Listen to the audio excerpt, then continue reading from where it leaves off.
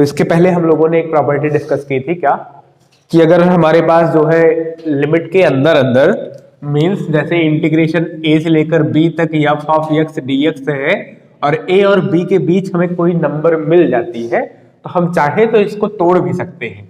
दो नंबर मिल जाए तो दो पार्ट में तोड़ लेंगे, दो नंबर मिल जाए तीन पार्ट में तोड़ लेंगे, इस तरीके से अलग अलग काम कर सकते हैं। जैसे मान लीजिए एक नंबर मिला है c मिला है a और b के बीच में, तो हम a से c तक करके फिर उसके बाद c से d तक कर लेते हैं f ऑफ x dx, और बात वही की वही रह जाती है। ओके, ये चीज हमने कल डिस्कस किया। इस पे हमने मॉडुलस वाले सवाल भी लगाए जो मॉडुलस फंक्शन से रिलेटेड थे ना। मॉडुलस मॉड के अंदर जो है कहाँ जीरो बनता है, इस सेंस में हमने बातें की।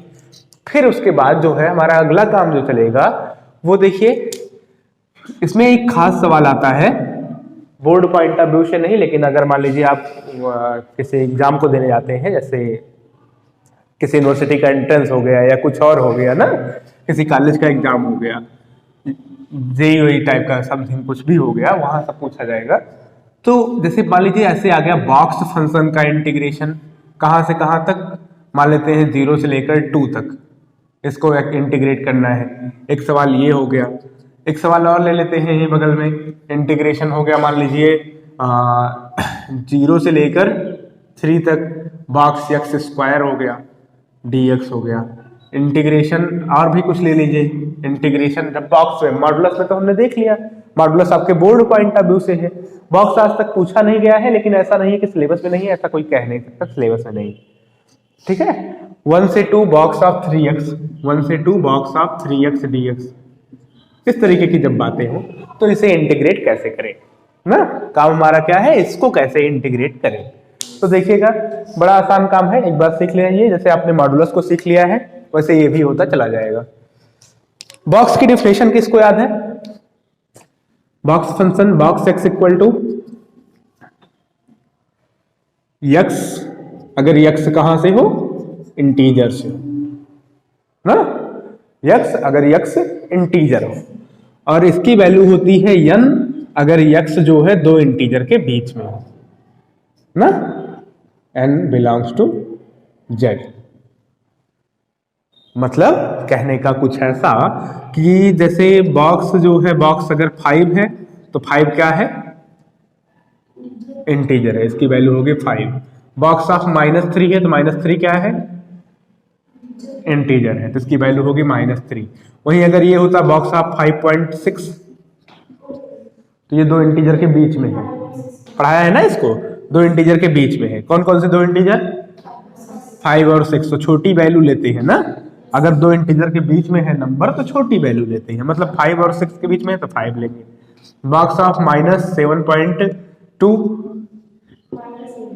हाँ ये किन दो इंटीजर के बीच में है, -8 और -7 के बीच में, -8 और -7 के बीच में। छोटी इंटीजर कौन है, -8, तो छोटी वाली वैल्यू को लेते हैं। ये हमारे बॉक्स की डेफिनेशन है। उसके बाद हम इस पे काम करते हैं। चलिए देखते हैं, पहला सवाल लेते हैं, सिंपल सा है। आई कहां से कहां तक है, 0 से लेकर 2 तक, बॉक्स x dx। अब जरा देखिए, ये बॉक्स इकट्ठे बात नहीं कर पाएगा, हमें बॉक्स को हटाना है ना, तो 0 से 1 तक के बीच में बॉक्स की वैल्यू क्या होगी, जरा बॉक्स को यहां पे डिफाइन कर लें।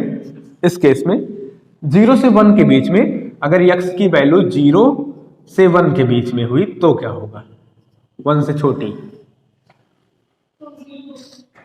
0.2, 0.3, बॉक्स ऑफ 0.4, 0.55, ऐसे कुछ जब आएगा तो उसकी वैल्यू क्या होगी, 0 होगी। इसकी वैल्यू जो है अगर 1 के बराबर हो या 2 से छोटा हो तब वैल्यू क्या होगी, 1 होगी। ठीक है, अगर हमें 0 से 2 तक इंटीग्रेट करना है तो हम इसे दो पार्ट में तोड़ेंगे, 0 से लेकर 1 तक, वहां पे बॉक्स की वैल्यू क्या होगी, 0 होगी, प्लस 1 से लेकर 2 तक, वहां पे बॉक्स की वैल्यू क्या होगी, 1 से 2 के बीच में बॉक्स की वैल्यू 1 dx। और इसे जो है 0 का इंटीग्रेशन तो 0 होता है डेफिनेट में, इंडेफिनेट में कांस्टेंट आता है, बताया था।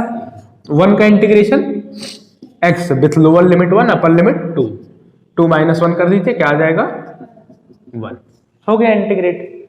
ठीक है, अच्छा अगर वही आ जाए ये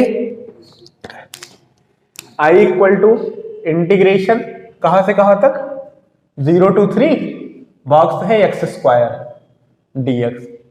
चलिए तोड़ते हैं।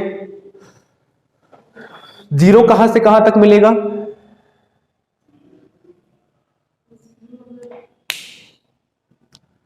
भाई बॉक्स है तो इंटीग्रल वैल्यू खाली देगा, ग्रेटेस्ट इंटीजर फंक्शन नाम ही है इसका।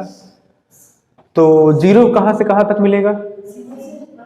0 से 1 तक जो है 0 मिलेगा। तो 0 से 1 तक तोड़ दिया 0 dx, box of x square की वैल्यू 0। फिर बॉक्स ऑफ 1 कब मिलेगा? 1 कहां से कहां तक मिलेगा? √2 तक। √2 का स्क्वायर होगा तो क्या आएगा? 2 ना, वहां तक मिलेगा। 1 से लेकर √2 तक, 1 से √2 तक वैल्यू क्या आएगी? सारे नंबर का स्क्वायर होगा ना, तो सारी नंबर का स्क्वायर होगा तो मैक्सिमम √2 जब अपर लिमिट पहुंचेगा तो √2 का स्क्वायर होगा तब 2 आएगा ना। तो वहां वैल्यू क्या होगी? इसके बीच में वैल्यू क्या होगी? 1 से लेकर √2 तक 1 होगी। आवाज। फिर उसके बाद 3 तक जब जाएगा तो 1 आ गया। 2 कब आएगी वैल्यू? √2 से √3 तक। √2 से √3 तक। हाँ, √2 का स्क्वायर करेंगे 2 आएगा, √3 का स्क्वायर करेंगे 3 आएगा। तो दो इंटीग्रल वैल्यू के बीच में हमें जाना है ना। इंटीग्रल वैल्यू के अंदर एक स्क्वायर लगा है, तो जो भी हम अंदर इसके बीच की वैल्यू रखेंगे उसका क्या होगा? स्क्वायर बनेगा। स्क्वायर बनेगा तो √2 से √3 के बीच की सारी नंबर्स का स्क्वायर 2 से 3 के बीच में आएगा ना, 2 से 3 के बीच में आएगा। तो वैल्यू क्या होगी? 2 dx। फिर आगे √3 से नहीं 2 तक, √3 का स्क्वायर होगा 3, 2 का स्क्वायर होगा 4 ना, तो इसके बीच की वैल्यू क्या होगी? 3 dx। फिर 2 से लेकर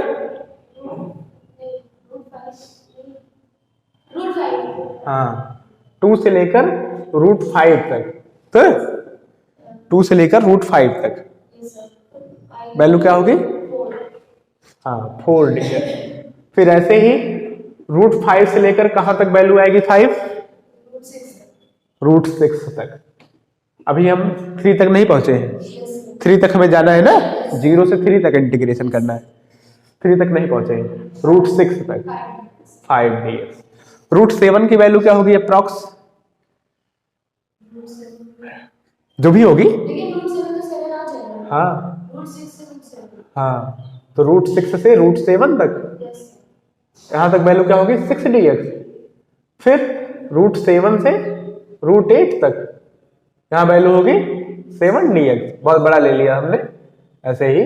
फिर √8 से 3 तक खत्म हो गया ना, यहां वैल्यू क्या होगी?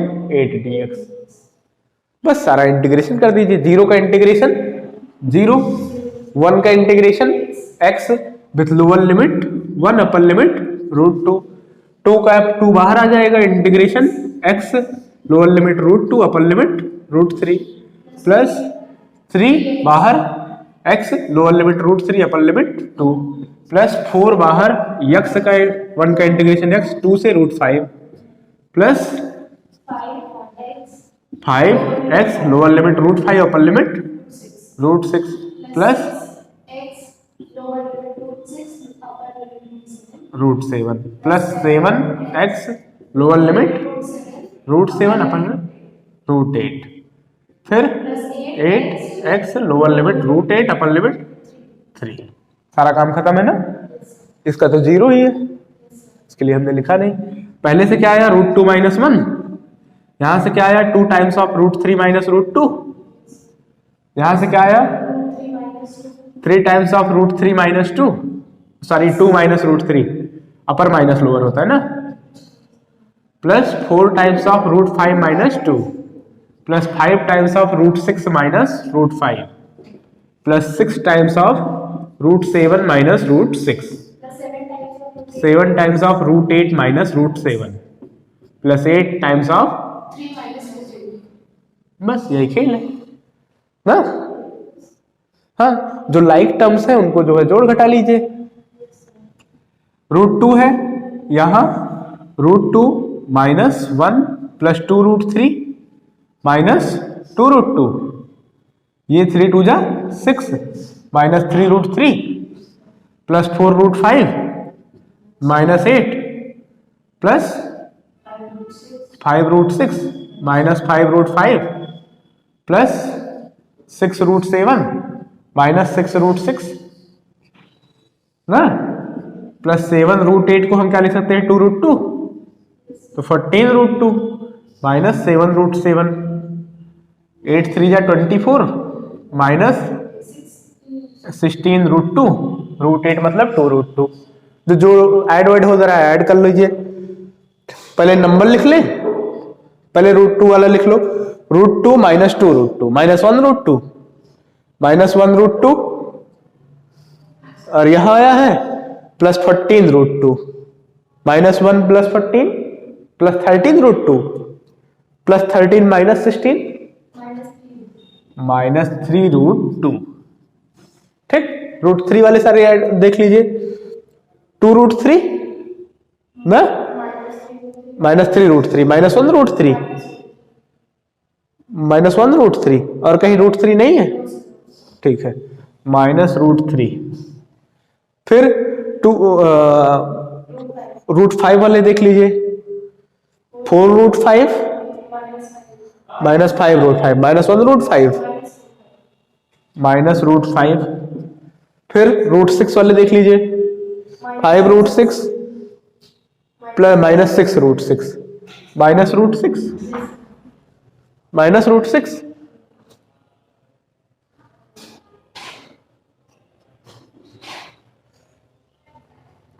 अब उसके बाद देखिए √7 वाला देख लीजिए, +6 √7 -7 √7 -√7, ठीक है। फिर उसके बाद √7 के बाद कांस्टेंट पे आ जाइए, -1 +6 +5 -8 -3 और +24 +21, बस खत्म बात, ये इंटीग्रेशन है, ठीक है। तो ये बस ऐसे ही बवाल हमने उठा लिया झूठे, इतना बड़ा नहीं आता है, बहुत ज्यादा 2 तक आ जाएगा, 2 तक आ जाएगा तो कहां तक चलेंगे, यहीं तक खत्म हो जाएगा ना हमारा। आखिरी वाला देख लीजिए, लास्ट वाला क्या है, 1 से लेकर 2 तक इंटीग्रेशन करना है बॉक्स ऑफ 3x, 1 से लेकर 2 तक इंटीग्रेट करना है बॉक्स ऑफ 3x को। I = integration from 1 to 2 box of 3x dx। 1 रखेंगे तो क्या आएगा, हाँ 1 रखेंगे तो 3 आएगा ना। अगली नंबर क्या होती है 4, अगली नंबर 4 होती है ना। 4 लाने के लिए आपको 4/3 तक जाना होगा, तो यहां के बीच में नंबर क्या आएगी 3 dx। 1 से 4/3 के बीच में नंबर क्या आएगी प्लस, फिर 4/3 से स्टार्ट करेंगे, हाँ 4/3 पे क्या आएगा 4 आएगा इसके अंदर, और 5/3 पे 5 आएगा, हाँ तो यहां से यहां तक के बीच में 4 आएगा, हाँ 5/3 से 2 तक, फिर 5 बस। अब इंटीग्रेट कर दी, अपर माइनस लोअर, 4/3 -1 प्लस 5/3 - 4/3 2 - 5/3, ठीक है। ये कितना आ जाएगा 1/3, 3 × 1/3 1, ये डिनोमिनेटर सेम है, 5 में से 4 गया 1/3, 4/3 प्लस 3 2 6 -5 1/3, 5 × 1/3 मीन्स 5/3। ऐड कर दीजिए, इसको 3/3 समझ लीजिए, तो 5 4 9 9 3 13, 9 3 12 होता है, 5 + 4 9, 9 + 3 12, 12/3 मतलब 4, इसके इंटीग्रेशन की वैल्यू 4।